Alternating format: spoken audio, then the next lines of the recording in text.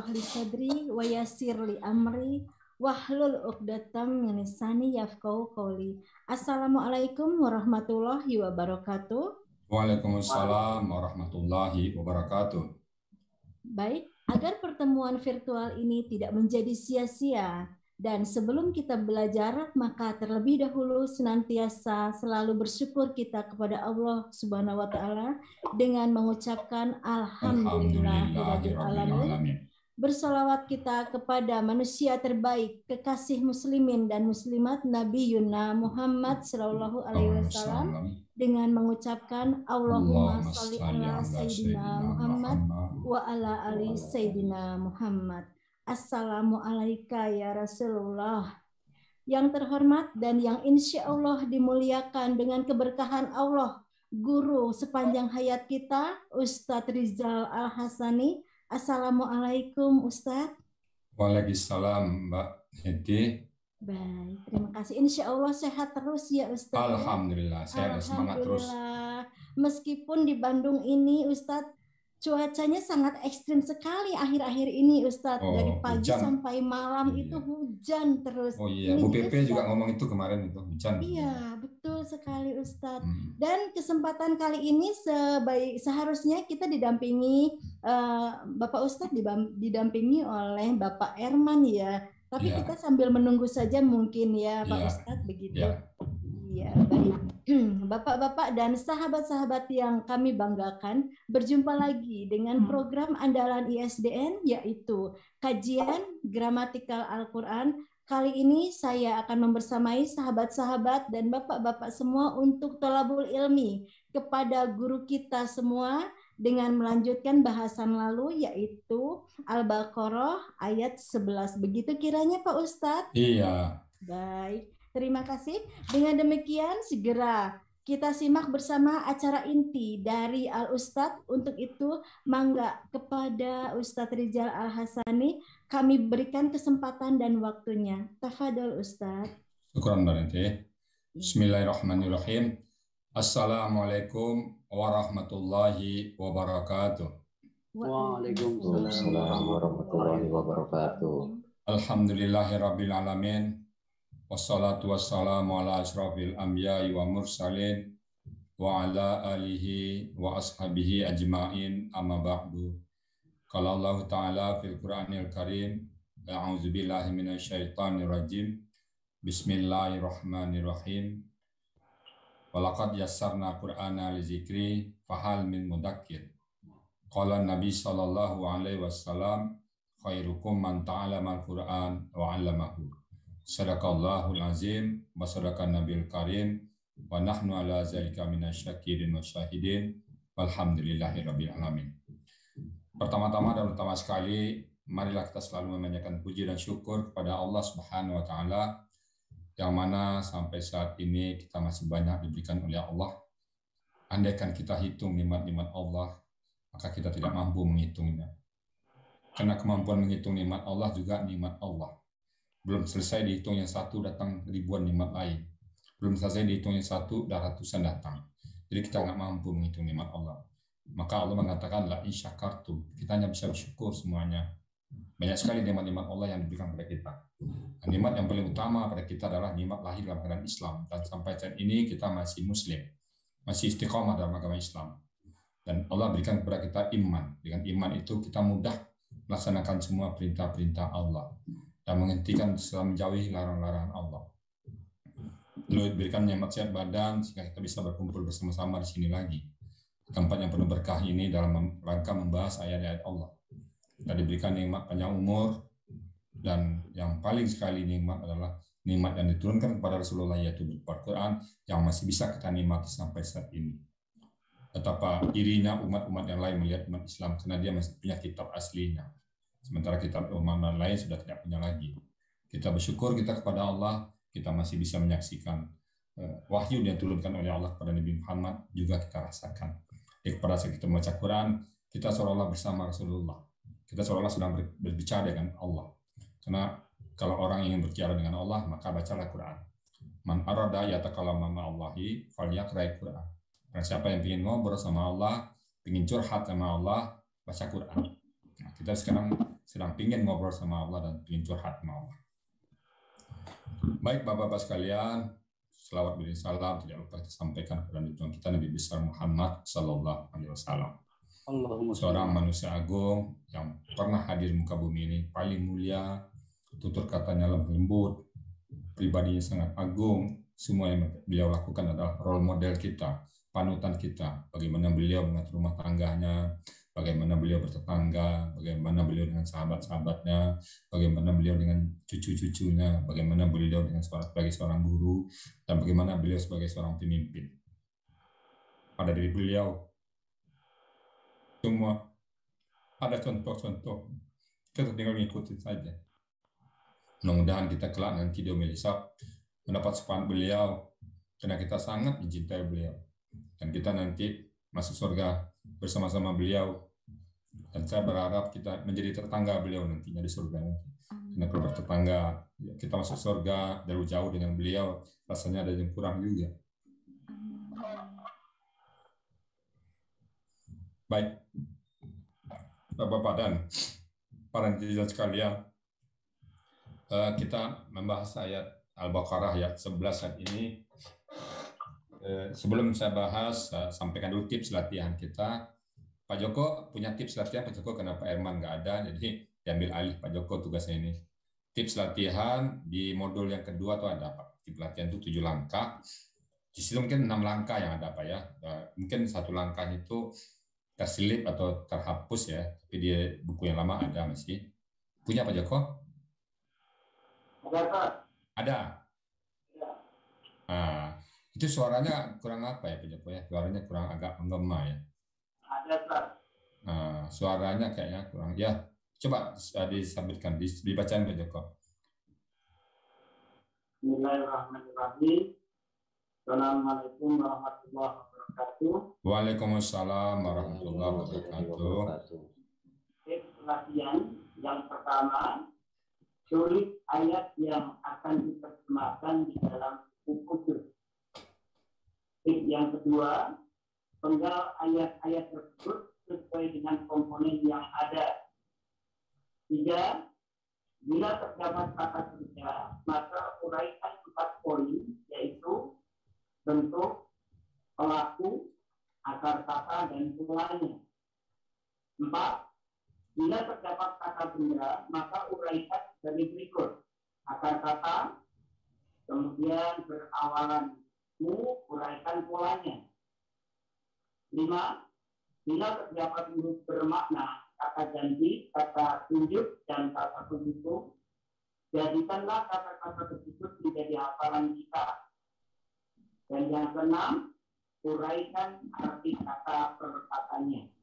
Demikian tips latihan untuk menerjemahkan Al-Quran. Selamat berlatih. Salam wabarakatuh. Nah, itu tadi ada yang saya bilang tertinggal tadi ya, di 6 itu. Ketujuh, susun arti secara keseluruhan sesuai dengan tata bahasa Indonesia. Saya tambahin aja ya. Karena cetakan yang saya kirim ke Pak Joko, yang lain itu agak tercecer. Karena tips latihan itu Pak Joko belum masuk ke tips latihan, jadi saya tambahin aja ya. Jadi yang 7, susun arti secara keseluruhan sesuai dengan tata bahasa Indonesia. Nah, sekarang kita tulis ya. Kita baca, coba wa iza qila lahum, coba dibacakan ya. Wa iza, bismillahirrahmanirrahim ya. Kita sejak kita mulai sebuah ayat harus pakai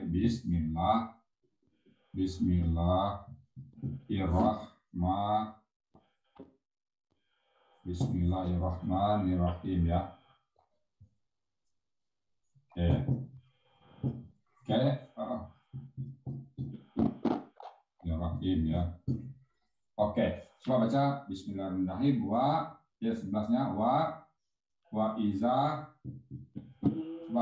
qila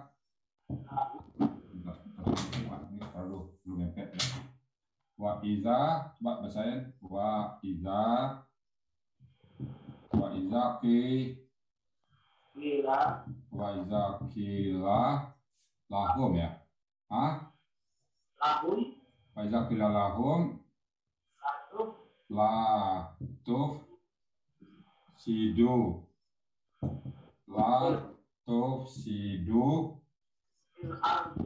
fil ardi fil ardi fil ardi qalu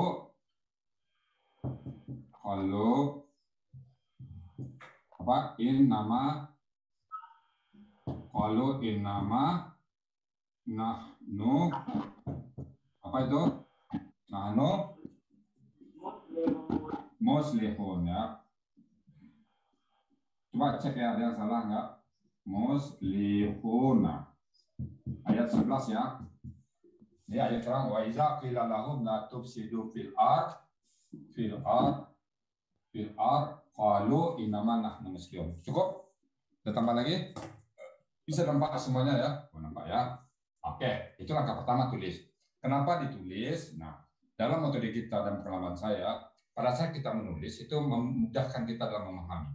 Kadang-kadang pada saat kita menulis ini baru muncul pemahaman baru. Oh begini cara menulisnya ya. Oh begini cara menulisnya. Oh ini kata-katanya begitu ya.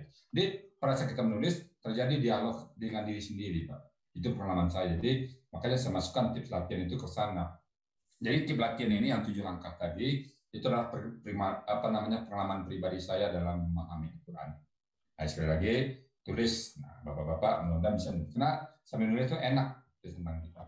Wa iza qila lahum la tufsidu fil ardi qalu innama nahnu muslihun. Nah, sekarang kita penggal Pak ya. Apa tuh? Wa iza kita dulu qila lahum la satu. Nah, oke lagi. Apa lagi Pak Joko? Tufsidu fi al-ardi lalu qalu inna ma nahnu muslihun. Nah, satu. Nah, oke. Nah, setelah kita penggal-penggal, lalu kita berikan judul komponennya. Apa nih? Wa itu apa? Huruf. Apa artinya? Dan. Ya, kalau ada orang Islam nggak tahu arti wa itu kebangetan ya. Wa masa gua aja nggak tahu ya. Nah, wa tahu kita. Dan. Nah, wa. Iza huruf juga. Apa arti iza? Kemarin Pak Joko, apa arti iza? Apa? Ketika. Nah, Ketika.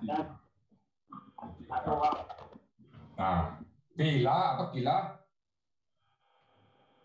Kila apa itu? Kata kerja lampau pasif. Nah, pasif. Nah, kita uraikan ini kila.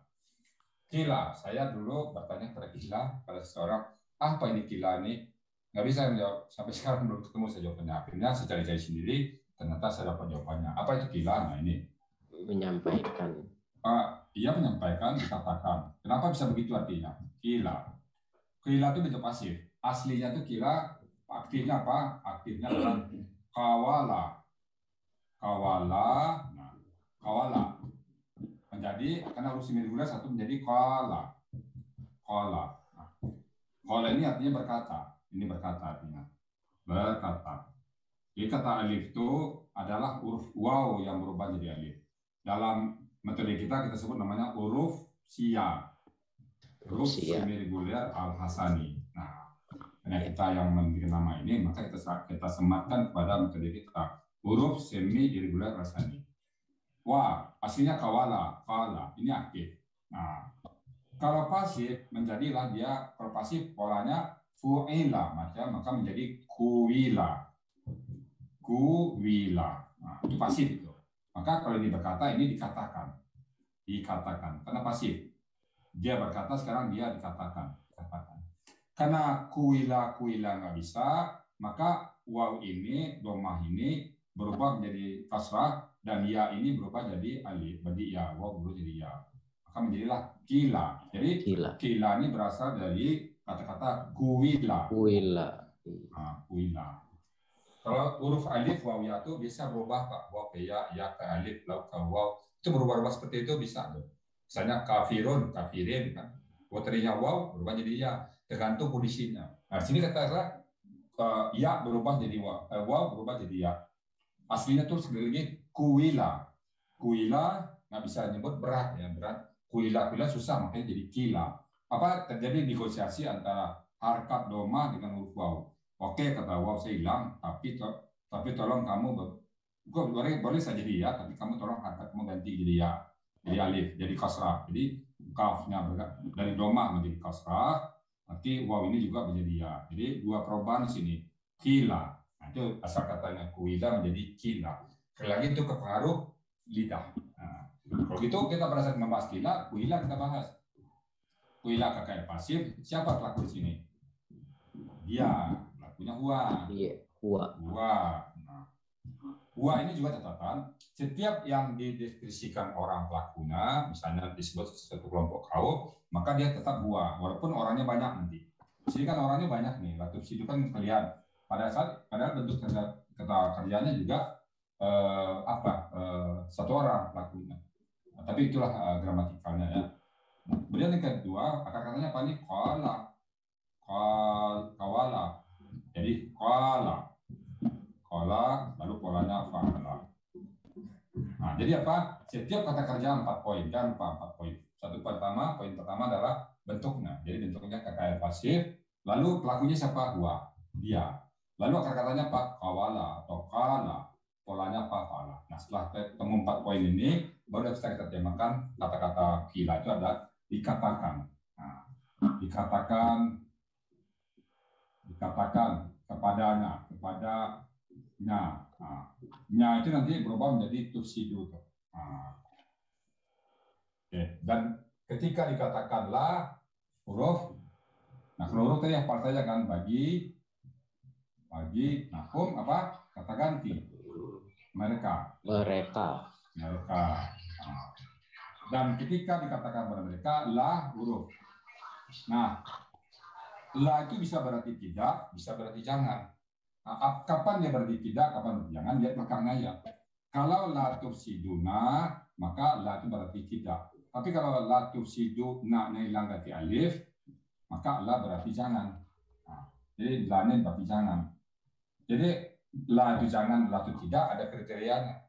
Kalau la tufsiduna, maka la ini berarti tidak. Tapi kalau la tufsidu, maka la berarti jangan ya. Nah, jangan. Nah, ini tufsidu. Tufsidu tetap kita bahas sebagai tufsiduna.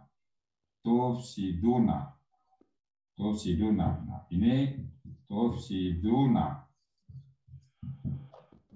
Tufsiduna bentuknya apa Pak Joko? Ada tu, ada wauna. Apa bentuknya itu? Kakak SAD. Ada tu mawauna ya.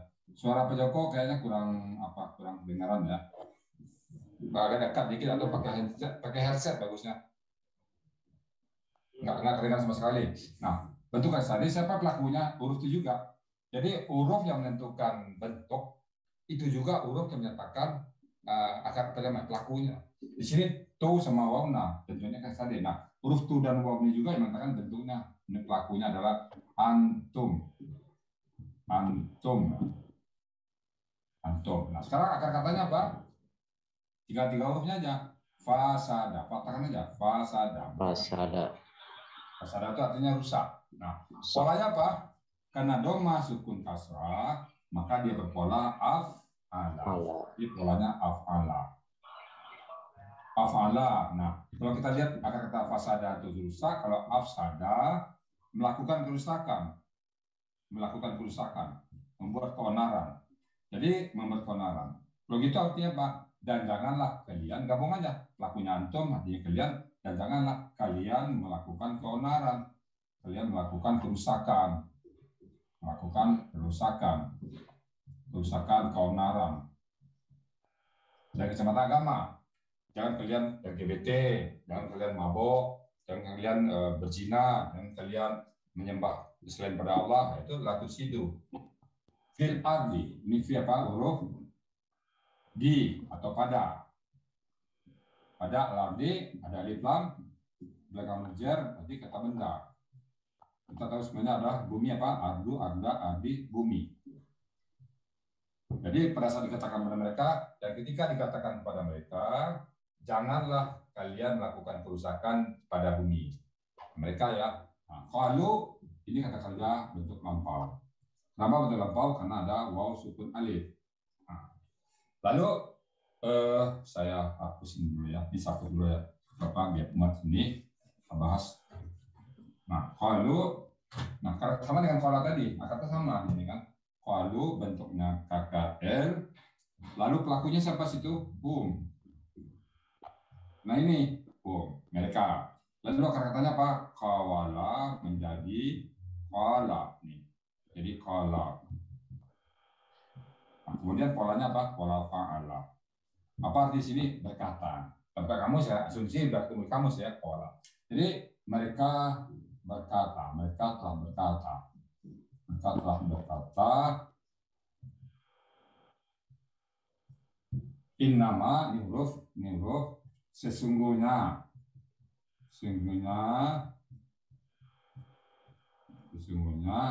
apa yang jadi kalau gitu bisa ditambung ini sesungguhnya apa yang itu sesungguhnya hanyalah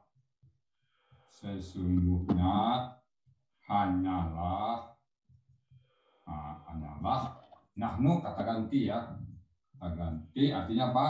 Kami sesungguhnya adalah kami muslihun. Nah, muslihun itu apa nih? Kata benda pelaku aktif. Nah, ada mu di sini, ada wawna.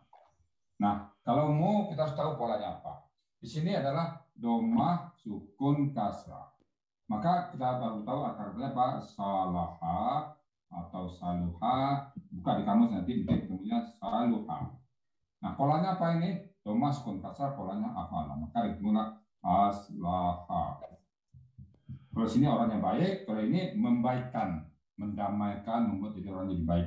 Jadi kami hanyalah orang-orang yang membuat orang lain jadi baik. Di samping dia baik, orang baik dan membuat orang lain jadi baik. Orang baik dan membuat orang lain jadi baik.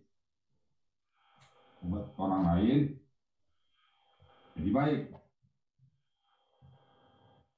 Beda yang salih dengan orang muslih beda ya. Kalau salih untuk diri sendiri, tapi kalau muslih di samping dia baik, dia membuat orang lain jadi baik. Nah, katakan wa iza qila lahum, dan ketika dikatakan kepada mereka la tufsidu, janganlah kalian membuat kerusakan di muka bumi, mereka berjawab, mereka berkata, orang munafik tadi, kamu jangan bohong, kamu jangan berkhianat. Nah, kan sifat orang munafik apa?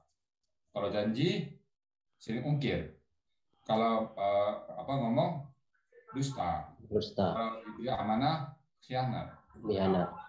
Jadi mereka berkata, qalu innama nahnu muslihun. Mereka menjawab bahwa sesungguhnya kami hanya orang-orang yang berbuat baik. Nah, jadi itu menurut mereka ya, karena mereka sudah melanggar janji, khianat, tadinya diberikan amanah sebagai pemimpin, lalu dia selewengkan amanah itu. Katanya dia berbuat baik demi orang banyak, demi ini, demi itu. Nah, dia buat sendiri jalan yang tidak memang dilanggar ataupun yang dilanggar Allah dikerjakan. Alasannya dia berbuat baik, macam-macam itu ya. Nah, setelah itu kita sambung kata per kata tadi, sudah disusun. Nah, buat kalimat yang bagus. Saya hapus ini karena ini nggak mau sini. Ya sini aja. Nah, buat kalimatnya lagi, susun dengan kalimat yang bagus. Dan, nah, coba tambah. Dan ketika dikatakan kepada mereka, katakan kepada mereka, apa katakan kepada mereka, janganlah kalian melakukan kerusakan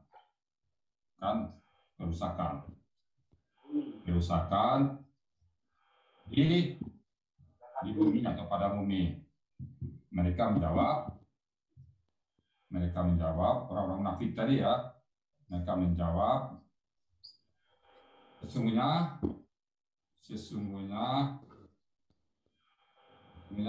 kami hanyalah orang-orang yang berbuat baik, orang-orang yang berbuat baik dan apa bagusnya ya muslihun, dia membuat baik, di samping berbuat baik juga memperbaiki kondisi orang. Berbuat baik untuk orang lain apa bahasa? Sehingga kami hanyalah orang yang berbuat baik dan melakukan perbaikan. Nah, setelah kamu lah melakukan perbaikan lah, bahasa saya sendiri aja. Ayat 11. Nah, itu kira-kira konteks dari ayat ini. Nah, ini orang munafik ya, sebenarnya orang munafik pada saat dinasihatin, malah dia balik menasihati kita. Banyak orang seperti itu. Kamu jangan begini dong, oh saya udah benar ini, kamu yang salah. Ya, banyak orang seperti itu sekarang. Kita katakan dia salah, malah dia balik ke kita, menyerang kita. Karena menurut mereka, anggapan sesuai dengan anggapan mereka. Banyak orang-orang seperti sekarang, saya sebutlah namanya di sini, karena kita netral ya. Jadi, Bapak hati-hati. Pada saat ada orang itu berbuat jelek, kita nasihatin, malah kita yang dinasihatin. Banyak ya. Pak, sholat Pak, saya udah sholat kok. Pak, puasa Pak, saya udah, saya lebih rajin dari kamu. Pak, jangan begitu Pak, saya nggak begitu, kamu aja begitu. Jadi pada saat kita nasihatin, dia balik menasihati kita. Itulah orang-orang yang munafik sifatnya. Ini di munafik ini ya.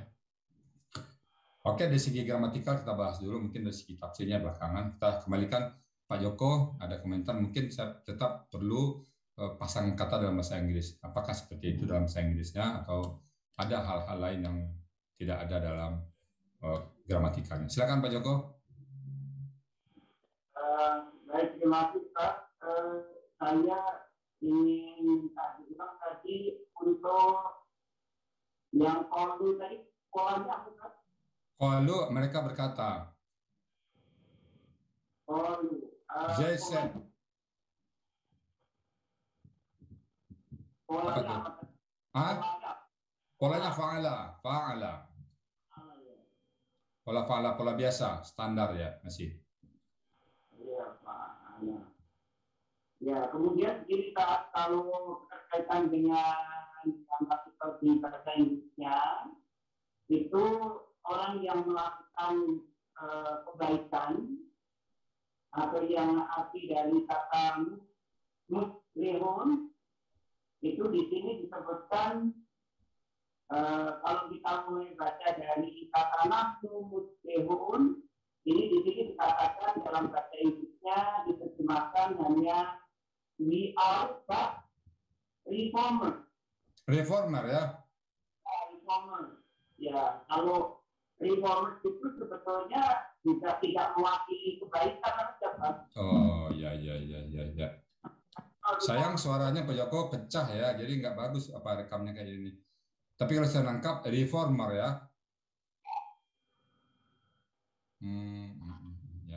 Ya. Nah itu mungkin yang satu, yang kedua tufsidu tuh Pak Joko, apa terjemahan tufsidu di situ?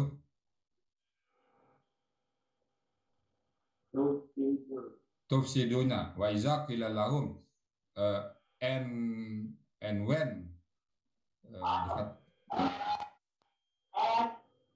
do not have corruption. Do not corruption on earth. Apa artinya? Do not corruption on earth. Ya, pengertiannya sebetulnya sama ya. Jangan membuat kerusakan di atas bumi. Ya. Memang sama kerusakan juga ya? Ya, pengertiannya sama dengan kerusakan juga. Jadi kerusakan di sini Pak Tufsidu itu tidak melakukan kerusakan secara fisik apa ya, tapi kerusakan itu lebih banyak kepada jiwa. Sama contohnya menyuruh orang mabuk, lakukan LGBT atau berjudi, nah itu termasuk tufsidu itu.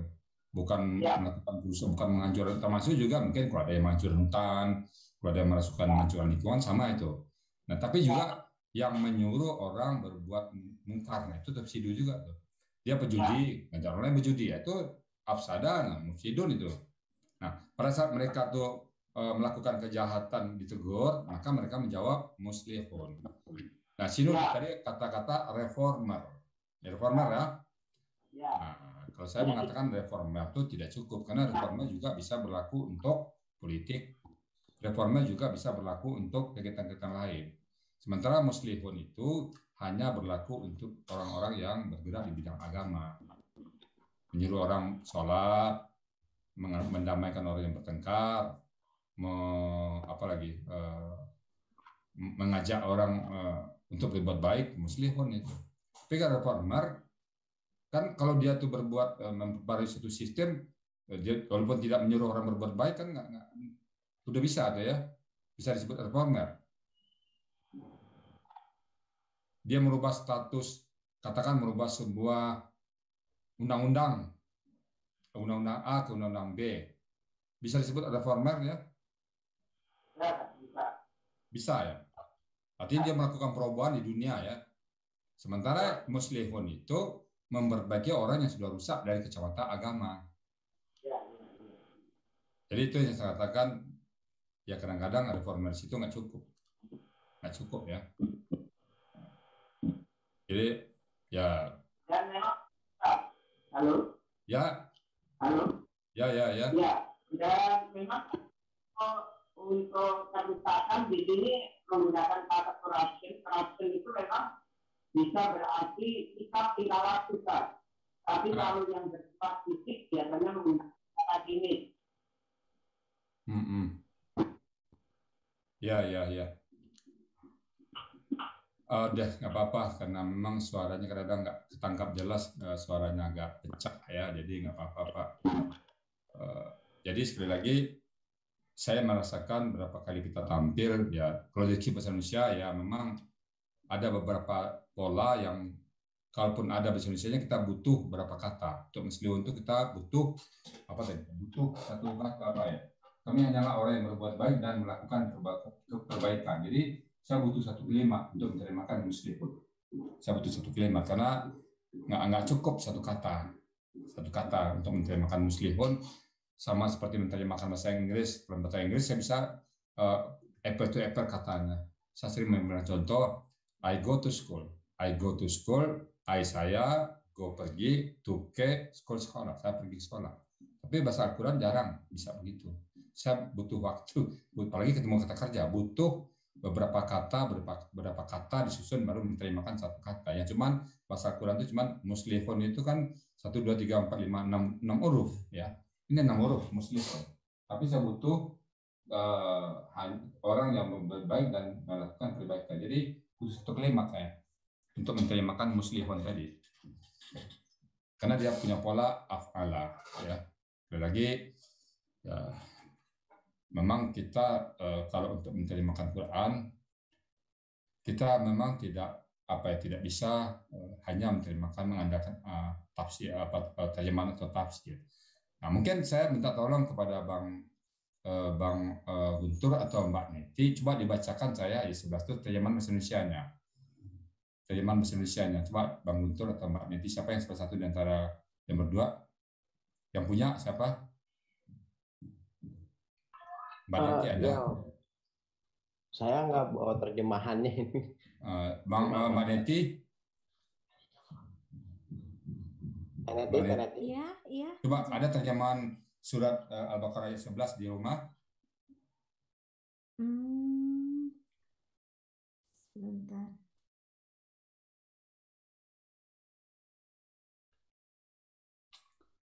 Coba.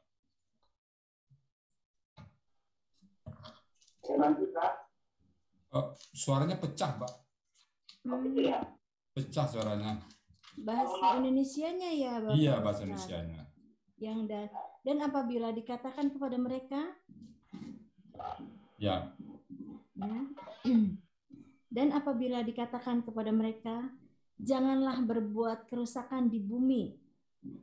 Mereka menjawab, sesungguhnya kami justru orang-orang yang melakukan perbaikan. Melakukan perbaikan ya. Ya. Dia sebenarnya situ dia baik, sesungguhnya kami orang-orang baik dan melakukan perbaikan ya. Dan makanya melakukan perbaikan itu untuk yang keduanya. Melakukan perbaikan ya. Orang yang baiknya belum ada di situ kan. Dia dua, karena orang melakukan perbaikan harus orang baik dulu. Dia pengakuannya dua, dia orang baik dan membuat baik, melakukan perbaikan. Nah, di sini yang melakukan kerusakan itu bukan melakukan kerusakan dalam arti kata fisik ya, tapi melakukan menghasut orang untuk memusuhi Islam, termasuk laku sidu itu. Menghasut-hasut orang kerjaannya, wah jangan percaya sama Islam. Islam itu agama teroris. Islam itu nggak punya dasar. Tidak ada Al-Quran tidak bicara tentang apa lagi, tentang perintah salat Al-Quran nggak ada bicara ini, padahal Al-Quran lengkap. Nah, itu menghasut. Termasuk di sini. Pada saat dikatakan kepada mereka, kan mereka mengatakan, oh ini akal sehat, oh ini agamanya benar. Nah itulah tuh. Wa iza qila lahum la tufsidu fil ardh qalu innama nahnu muslihun. Oh, kamu jangan begitulah. Katakan, oh kami orang baik kok. Kami berbuat baik. Kami menyampaikan, mengajar orang-orang Islam yang bodoh. Dia menuduh kita malah bodoh. Karena mereka adalah orang-orang yang punya pikiran katanya. Kita ini nggak punya pikiran, nggak punya apa namanya, nggak fanatisme buta, radikal, apalah macam-macam di mata mereka. Nah, ketika dikatakan pada mereka itu jangan kamu seperti itu, jangan menghasut, bahwa mereka mengatakan, oh kami orang-orang yang berbuat baik. Nah, itulah ciri-ciri orang munafik ya. Munafik itu seperti itu ciri-cirinya.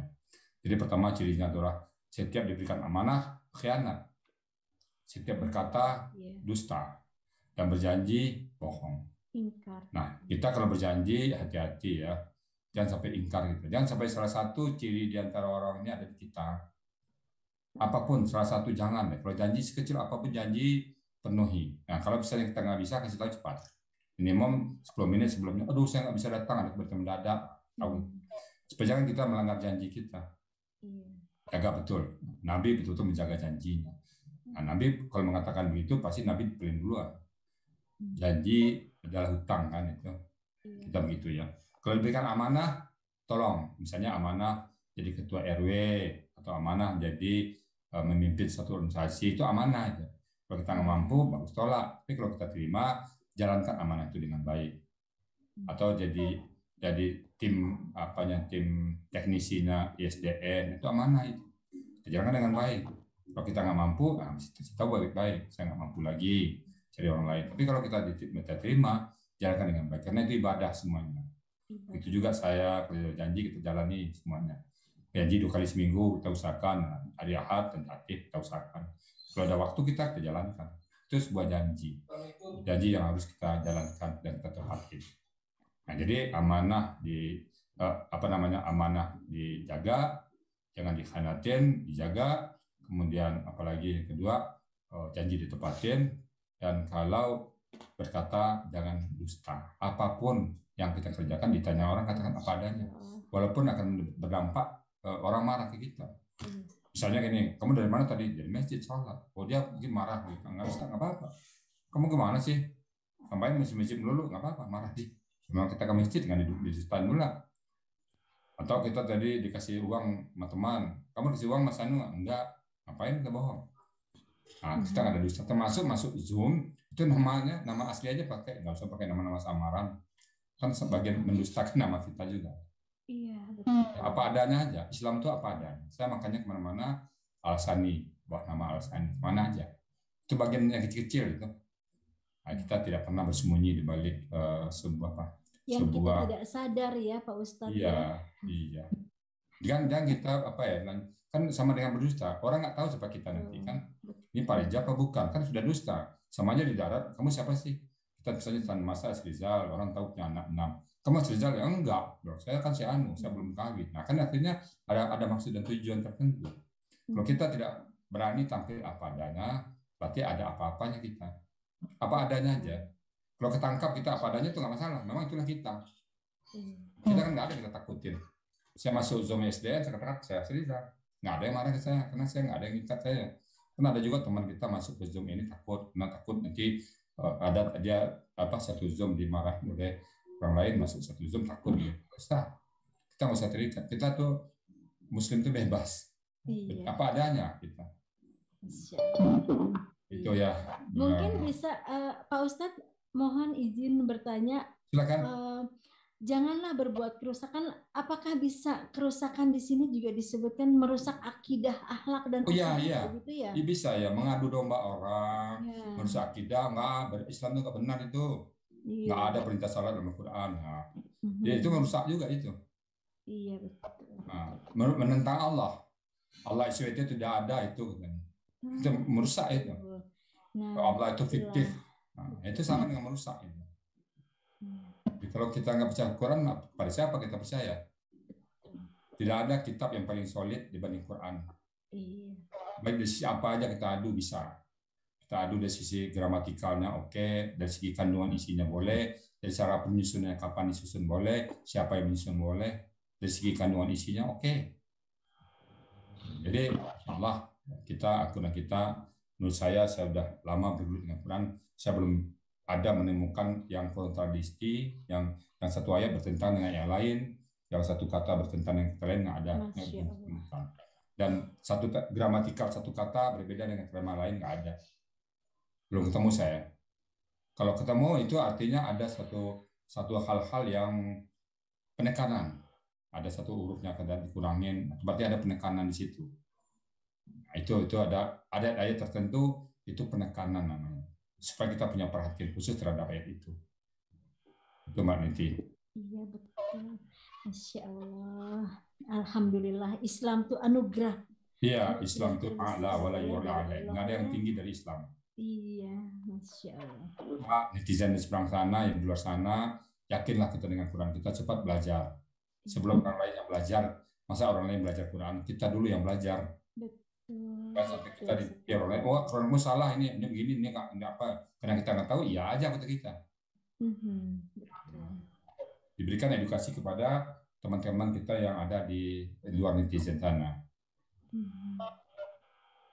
Kadang-kadang Ustadz, kalau misalnya saya baca dari terjemahan-terjemahan yang Kemenag sekalipun gitu ya, itu artinya itu, aduh ya Allah kok pabelit gitu, apa tuh ya pabelit teh bahasa Sunda. Pabelit apa tuh? Pabelit teh nggak ngerti gitu. Benang kusut.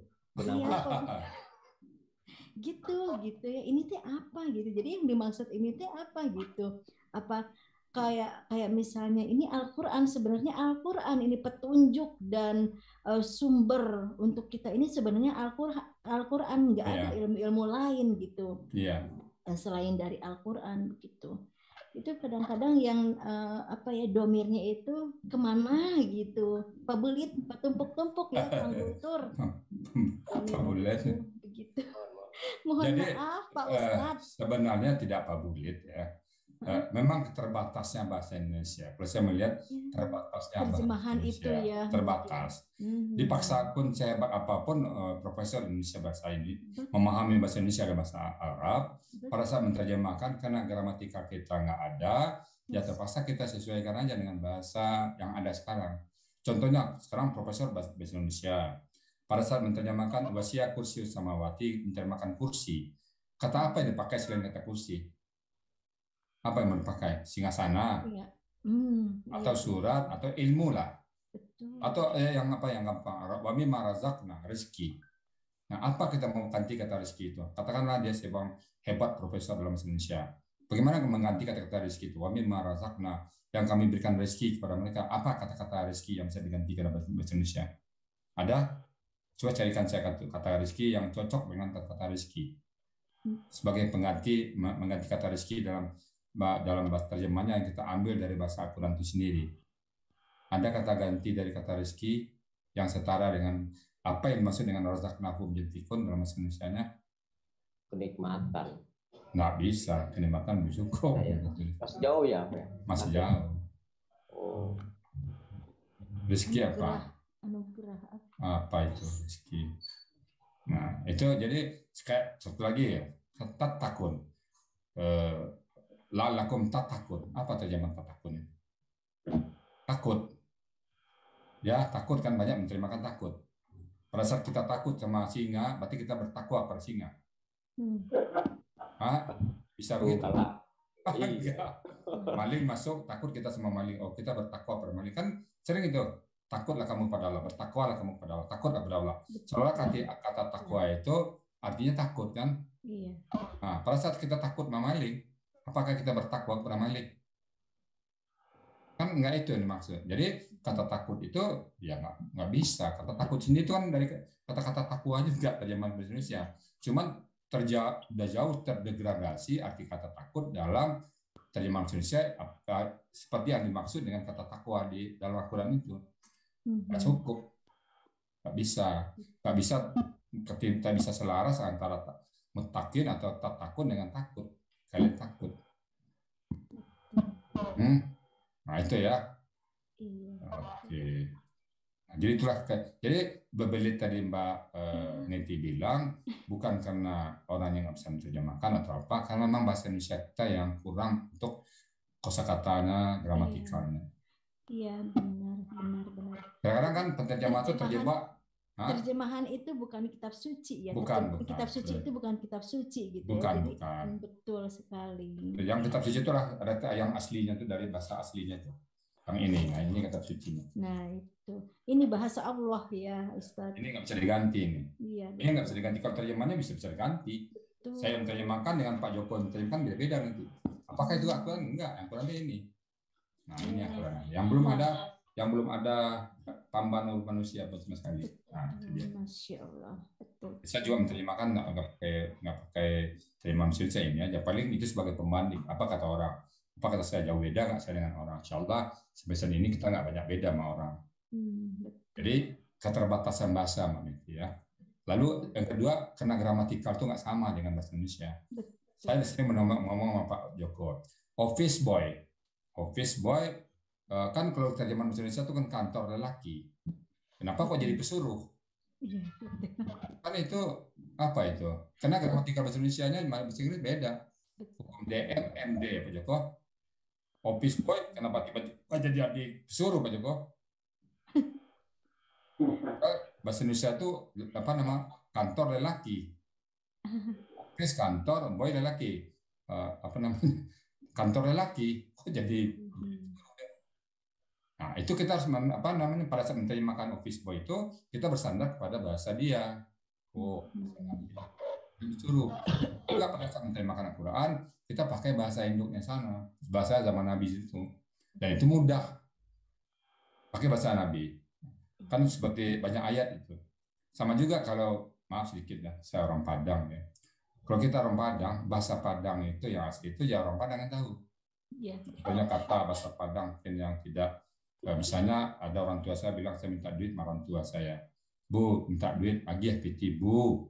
Artinya, minta dong duit bu. Nah, orang tua saya jawab, jangan minta tanduk ke kudo nak. Jangan minta tanduk ke kuda nak. Atau jangan minta sisik ke limbe kayak ikan lele. Sisiknya kan. Nah, itu tanduk ke kuda ya nak. Jangan minta tanduk ke kuda ya nak. Artinya apa itu? Orang Padang yang tahu Pak. Ibu nggak punya duit nak. Nah itu terjemahan seperti itu yang nggak ada dalam gramatikal bahasa Indonesia. Bahasanya itu gitu jawabannya. Nah, sama juga yang satu lagi nih bahasa itu ya. Misalnya seorang bujang, anak bujang, dia misalnya minta kawin, dia nggak mengatakan kayak ibunya, kayak bapaknya, kawinkan saya bu, kawinkan sama bapak, enggak. Dia pakai baju bapaknya, dia ngaca Pak di sini. Pak, baju papa udah muat mas saya nih. Nah, baju papa udah muat ini. Baju istilahnya itu baju abak udah sesuai dan bawa. Nah, dia pakai baju bapaknya, kan bilang baju abak udah sesuai dan bawa. Dia tidak mengatakan saya minta kawin. Apa artinya itu? Kalau kita letterlek, udah ambil aja baju itu. Baju bapak udah muat, mas saya udah pakai sama kamu. Bapak beli yang baru. Kalau bapaknya nggak tahu apa. Tapi kalau bapaknya arif, tenang nah, nanti bapak carikan kamu pasangan. Nah itu jawabannya itu. Kan seolah nggak nyambung gitu kan? Iya. Kan nggak nyambung. Nah orang Padang yang tahu bahasa seperti itu. Nah di sini juga begitu. Aturan itu bilang seperti itu. Misalnya di ayat contohnya, maaf sekali lagi ya, kenapa Neti udah nanya, kenapa berbelit ya? Itu tadi. Berbelit. Enggak, dia enggak berbelit.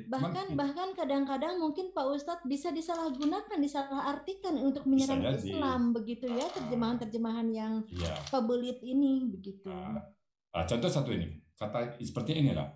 Ayat surat 132 ya, kita diskusi sedikit tambah apanya. Ayat 132 contohnya di surat Al-Baqarah. Wa wasabiha Ibrahimu banihi wa Yaqub. Nah, terjemahan letterlek dan berwasiat kepadanya Ibrahim kepada anak-anak dan Yakub.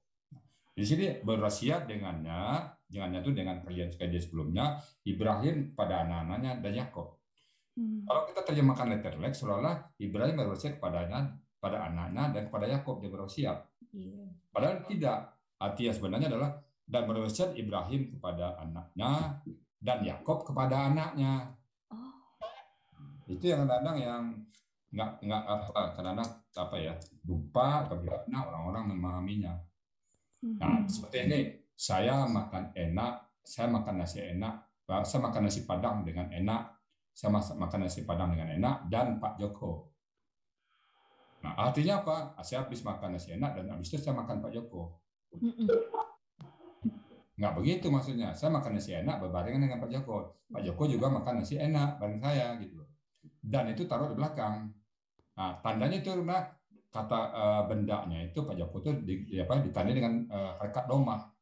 Jadi kan Pak Joko bukan Pak Jaka. Tapi kalau berbaris patah berarti itu memang sama makan nanti. Tapi dia berbaris domah, dia sebagai pelaku sama-sama makan. Nah, gramatika seperti ini kan nggak ada bahasa Indonesia. Jadi kata gramatika itu harus kita sesuaikan dengan tata bahasa dia.